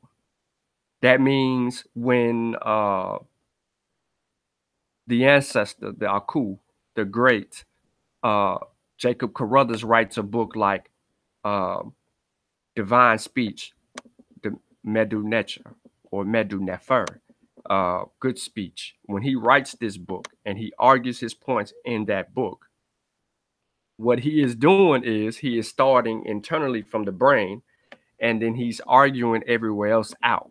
But because your speech, he says in that book, Kofi, you remember what he says about speech? I can't remember. All right, so I pull it up if you want me to. Nah, you don't have to. But basically, to just summarize, not quote him verbatim, but to summarize, speech is a weapon that will, that we can use for good or for bad. It's a weapon regardless. And at that time, he was saying that good speech could govern, bad speech can ruin things. And he makes an excellent argument in that book. So if anyone does not have Jacob Carruthers' book, get that book. I need to edit this slide and put the thing on there, but and then I want to kind of end here, and then if anybody got anything they want to add to or question about, we can do that. But it goes on, and I'm gonna skip a couple of lines, and then I want to deal with this whole thing. Here is the whole hierarchy of integrated systems can be formally summed up to thermodynamic entropy. The holistic tenet provides insight to the character of consciousness, also by acknowledging awareness in other systems at other levels of nature's hierarchy. So what he's saying here, and I think it speaks, for itself, is, we got to continue to study, continue to develop, continue to improve, continue to work that so-called higher consciousness, that inner standing. It just sounds so weird saying that, but I'm really trying to reach people who have a problem, who use these words, who think that they're really deep, and they're really not so deep. But we have to continue to study within ourselves so that the things that come out of our mouth we can project with good speech, and our behavioral patterns are also demonstrating good character, moral values, and principles. And I'm gonna stand on that point right there, and then I just want to just drop the gavel. Drop the gavel. Wow. The only thing I would add is that since we're talking consciousness and where it's at in the mind, since you got so in depth, since he act like he know English to no, because you went so in depth, and all the brothers did an awesome job. if you're talking consciousness and where it takes place in the brain, from what we know, it's in the microtubules found by the anesthesiologist Stuart Hammeroff. So, like I tell the so-called science world, if you're looking for science of that nature, you need to go study the OR theory, because you're not a computer. You don't even think like a computer thinks. You don't compute the same way a computer thinks. So the AI intelligence theory goes so far. And then, as you've seen, when Stuart Hammerhoff debated Max Tagermack, he didn't do so well, because that's not where consciousness takes place. It takes place in the microtubules, and it takes place. This is the funny part. It takes place in a part called the dendrites, and the what's the other part? The other term is another Ramech word, or another Greek Ramech named word. So it's like the pyramidal dendrite, like the pyramids and the dendrite temples. So it's very funny that they named it in that fashion, because it shapes the form of a merkut, which is a pyramid. A pyramid when you use Greek, since most of us speak Greek, and that's what they call it. And that's where consciousness takes place on the third wave, when the microtubules release what they release. So yeah, excellent work. And yeah, for those of you who study deeper, go right in. Stuart Hammerhoff. Hey, Kofi. Go ahead. I'm gonna share my screen again, man. Okay. And I just want to get them a look at the sources again.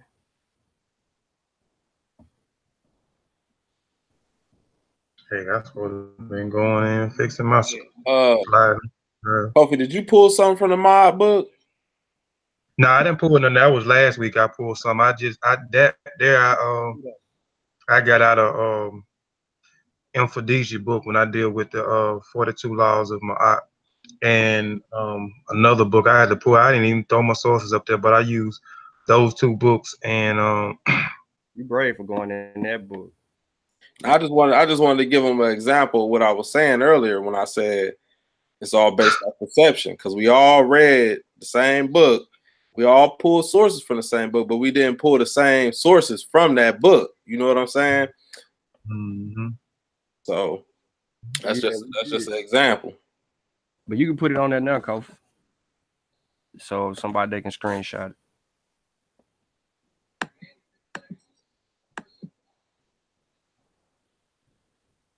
But Setep, you correct. We all didn't go in the same chapter or none of that. We all pull from different aspects of the book, because it's that many jewels in that particular book, man. It's a foundation.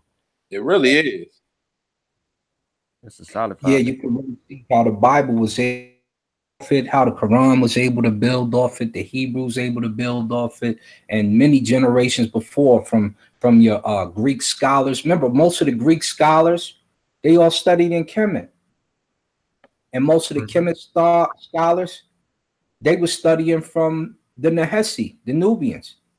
So we, you know, Amenhotep III had a partner. You always see his book of Coming Forth by Day, or his 42 Confessions, Mahapri. That was his teacher. He relied on the Nahesi to teach him. So very important to understand the sources, so that you can start to go read the sources. I'm all about the source. You know, if you could show me the source, then I can train myself to comprehend the source if I really want to know where something is coming from.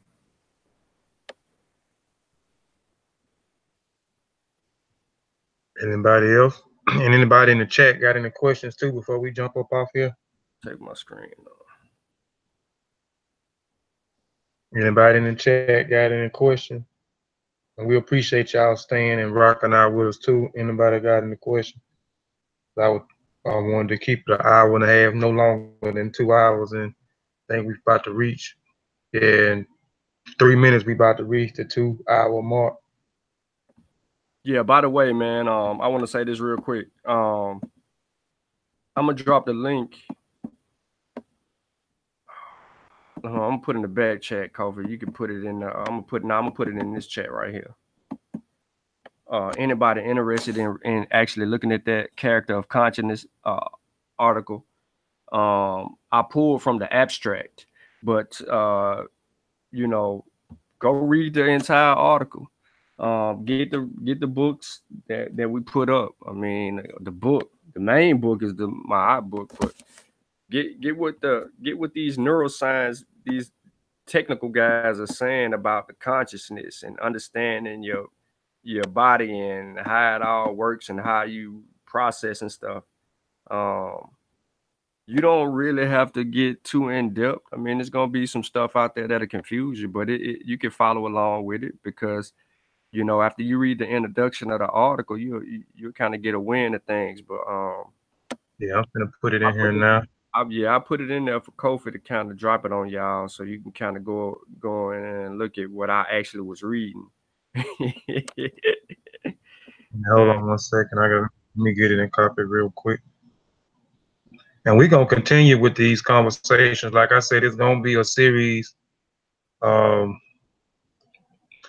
this good character, moral ethics, and moral values, and we're gonna be building a lot more in the Maat book as well. And again, we're gonna try to get some powerful women on the platform. And dog, wow, that's crazy, y'all. I'm finna throw it back. You done paste it in here. I'm finna paste it right back up in here. That's crazy. Hold on. There you go. I got so many windows open. Hold on. It's a little technical, but you should be able to. What you don't understand, you know what I'm saying? It ain't meant for you to just try to understand everything, because I didn't. But it's a good argument as far as the reason why I pulled from this article. And then it goes in depth about something else totally different. But my whole thing is the consciousness. And like Asar said, you know, is really where we gotta start. If you want to claim, you know, conscious, people be like, it just means to know.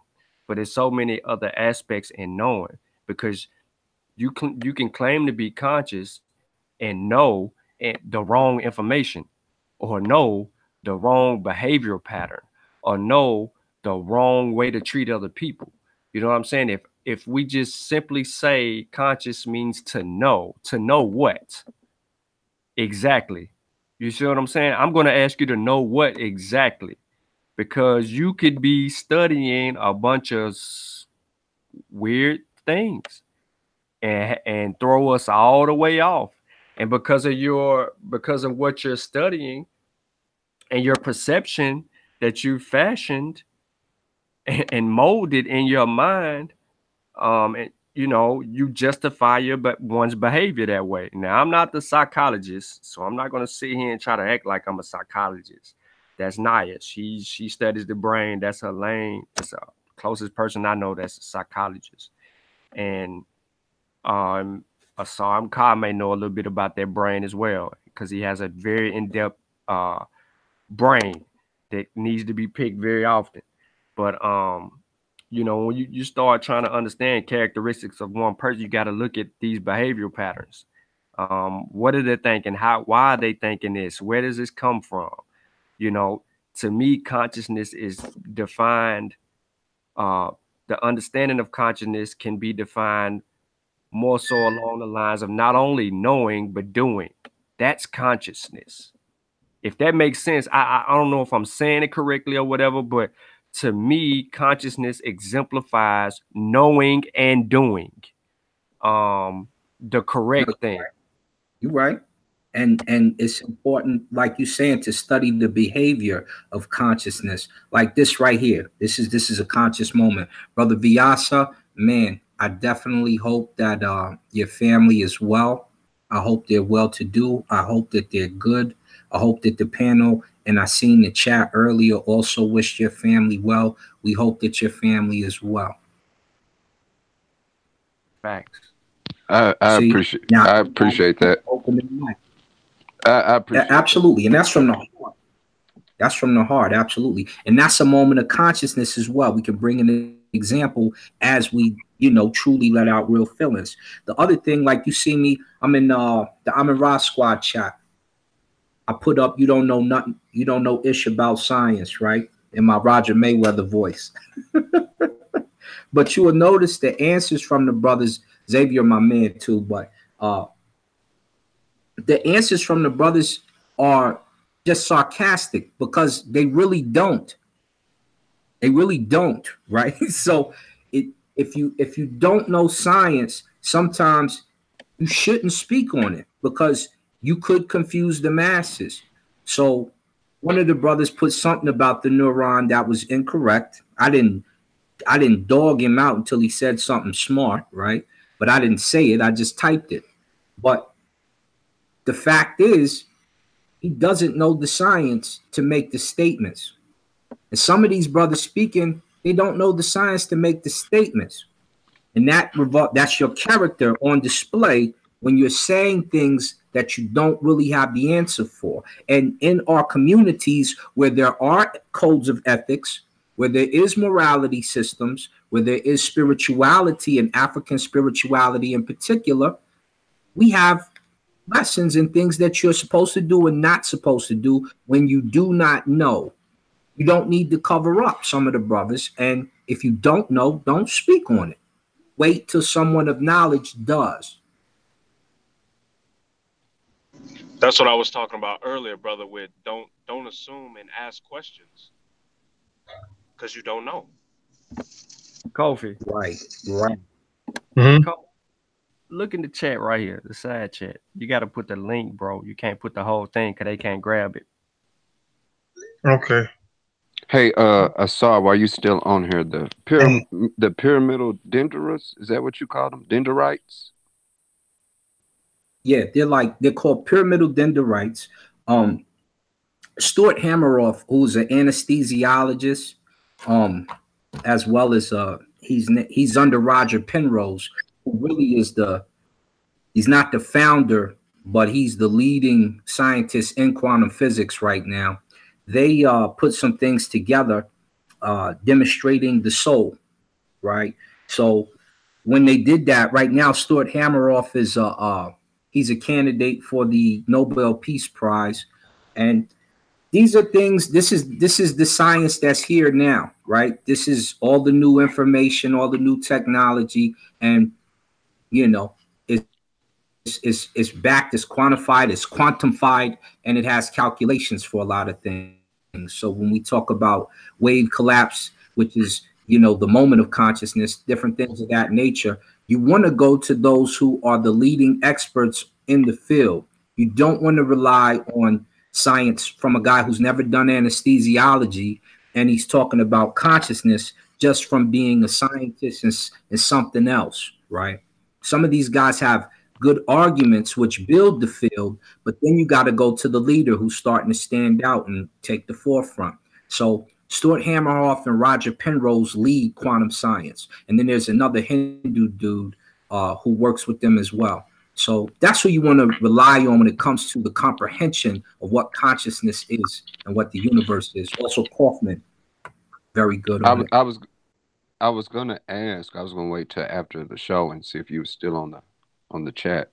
But I was gonna ask if they have any connection or relations to what they call the circle of Willis, being the fact that both may take place in the brain.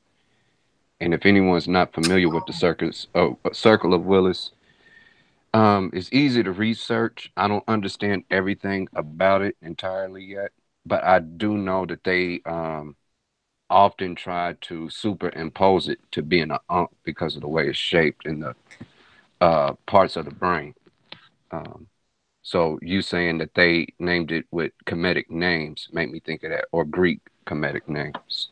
Made me think if there might be a correlation there.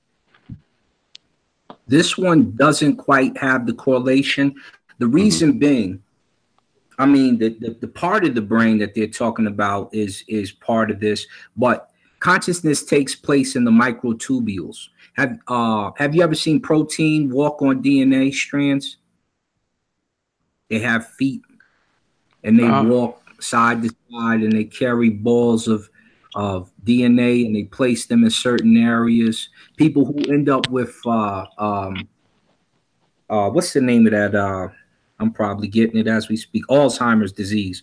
People who have Alzheimer's disease end up having dysfunction in this part of the microtubules, which I think your brain is filled with something billion or something like that. On the third, they release particular things in that pyramid that we talked about, pyramidal dendera. They release, and my mind is not there right now, but they release a particular thing. The third wave that they release of this particular thing, which I'm not on my science terms right now, and it gets complicated, is what is called consciousness. And it's where consciousness takes place. They can test it because when the anesthesia is released on a patient, they notice when consciousness leaves. So they can see that part open. They can see the neuron portion open. They can see all that stuff. And when that particular part of the brain in the microtubule gets the third level of anesthetics, the brain goes unconscious. That's when they know a patient is out. And they can see the patient loses consciousness at that point in time. So that's the first portion of studying the consciousness, is knowing where it actually takes place at. Once you know where it takes place at, then you can start to perform tests on it to see if this happens, or if this happens, and what it'll do afterwards. So it took an anesthesiologist to hook up with the quantum physicist, or astrophysicist as he was initially, to connect these thoughts, create the mechanism, which is the microtubule, to prove that consciousness exists. And you could tell I'm a nerd, and I'm just reciting this off of my head right now. So we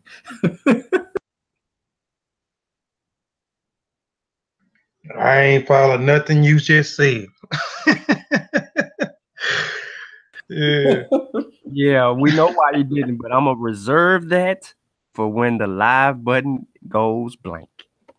Okay. All right. Well, we finna end the show. Again, appreciate everybody for tuning in. And again, this is going to be a continuation of good character, more ethics, and more values. We'll come back next month. We're gonna try to do 2 next month. I just confirmed it from I just got to talking to Dr. Oyama. So I'm gonna try to have Dr.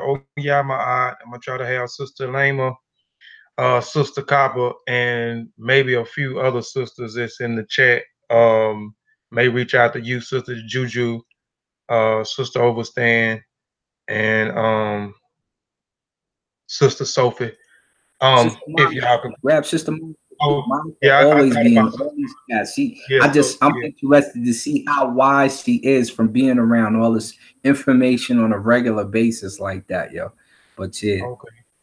Yeah, and sister, and with us on the panel, so we can have a discussion. And again, we're gonna, it's still gonna be titled the series "Good Character." Oh, it's I'm laughing at Satel. That ain't gonna work, Satel. Landed too, hey, it's gonna be. Hold on, wait a minute. Wait a minute. Let me see something. Ooh, my goodness. Hold on, let me see something. Ooh, I hope that ain't like that. Hold on. All right, we good. If we sharing our screen, somebody can see what we talking about.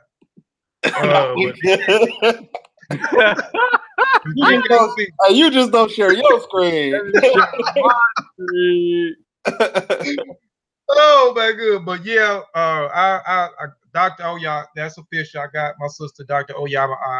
So it's gonna be sometime next month. It's gonna be still titled the series "Good Character, More Ethics, More Values," but we're gonna attach character has no gender. So that particular series is going to be particularly dealing with the women. So we'll be having the discussion, and all of us, hopefully I can get everybody, because we started with this group here, so I want to try to keep this group and exclude the women into the conversation, you know what I'm saying, to give their perspective about good character, and even go in certain sides that's dealing with the women being promiscuous, not respecting themselves, is that good character and so forth. So I think that'll be a good thing. So tune in for that soon. So I got Mo. I see Mo. Peace, Sister Mo. So Sister Mo, are you willing, while we're here, you willing to be on the panel when Dr. Oyama Art, and I'm finna reach out to Sister Lama. Huh? Thought you was trying to end the show. I'm finished. I'm finna end the show. I wanted to end the show, but you wanted to share some information, talk about something you wanted to solve in the consciousness. I'm hush. I'm finna. Do you want me to say what I'm? Do you want me to say what I'm gonna say? You are Baruru. I'm just asking, Kofi, because I'm trying to hold on to it. We finna get off the air, but I'm trying to make sure everybody. I'm trying to get Sister Mo. You gotta put pressure on Kofi, y'all. Hey, we ain't. That's right. Leave Kofi. That's right. Y'all gonna have to get on him. Y'all gonna have to get on him for me, man. Y'all gonna have to jump on him. I give y'all permission. Jump on the man. Jump on him. He ain't gonna hit no woman. Jump on him. Beat him up. Beat him up. But Sister Mo, Sister Juju, I'm asking you, Sister Juju, as well, if you can. I'm asking Sophie and Overstanding Daily TV to also be able to. I want to try to have a variety of women, but I want to definitely have Dr. Oyama Art. I'm finna reach out to Sister Lama, and then I'm gonna call Sister Kaba. I know Sister Kaba will do it for me. So try to have those three powerful women. Well, all y'all powerful women on the platform. But again, we appreciate y'all for tuning in. We appreciate y'all for listening to what we got to say. I'm finna get off the channel because I'm trying to keep good character going, and sometimes people will provoke you to don't do that, Kofi. Off, huh? Don't do that. You gonna show them your tattoos? I'm curious. I can't. I can't even wear my white beaters no more, so I can't. Oh, you got in trouble? I got in trouble. Look at the guy.